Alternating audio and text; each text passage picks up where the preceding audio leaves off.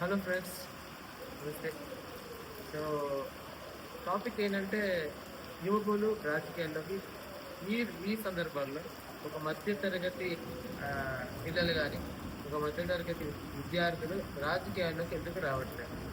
So main సమస్య డబ్బు, ఒకటి మీడియా, ఇంకోటి మాఫియా. ఈ మూడున్నోడే రాజకీయాల్లోకి రావాలి అనేది అంటున్నారు. ఇంకొంతమంది మన యువతకైతే అసలు తెలియదు ఏందబ్బా, ఏంటి ఎవరు పరిపాలిస్తున్నారు, అసలు మన హక్కులేంటి, అసలు చట్టసభల్లో జరిగే తీర్మానాలు ఏంటి, అసలు మన హక్కులేంటి అనే విషయాలు కూడా కొంతమందికి తెలియదు. సో ఒక చెడ్డవాడి మౌనం కంటే ఒక మంచివాడి మౌనం ఈ దేశానికి ఎంతో ప్రమాదకరం. సో ప్రశ్నించడం నేర్చుకోవాలి first. So money, media, mafia మూడు లేకపోయినా పర్లేదు, మాట్లాడే మాట్లాడాలి, మాట్లాడటం నేర్చుకోవాలి, మాట్లాడగలగాలి, ప్రశ్నించగలగాలి. అండ్ అంతకంటే మించి గుండె ఉండాలి.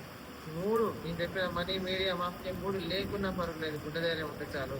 అవకాశాలు వచ్చినా గుర్తించే వాళ్ళు గుర్తించినా గుర్తించకపోయినా పూర్వం ఎట్లుంటుందంటే ఒక వార్తని చేరవేయడానికి పక్షులని కొంతమందిని యూజ్ చేసేవాళ్ళు.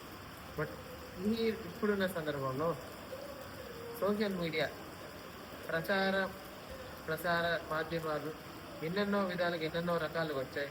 సో ఈ సోషల్ మీడియాని యూజ్ చేసుకొని ఎంతోమంది యువకులకి నేను చేరాలి, నా యొక్క కోరిక, నా యొక్క తపన అందరికీ తెలియజేయాలనే కోరికతో సో అందరూ పాలిటిక్స్కి రావాలి, చట్టసభల్లో ఉండాలి, కామన్ మ్యాన్ పార్లమెంట్లో, అసెంబ్లీలో ఉండాలి, రాజకీయ అవగాహన పెంచుకోవాలి, మన చుట్టుపక్కల ఏం జరుగుతుంది అనేది ప్రశ్నించగలిగితే అదే ఒక పునాది.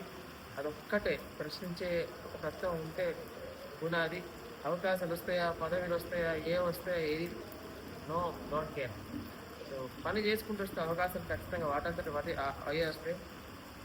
సో ఈరోజు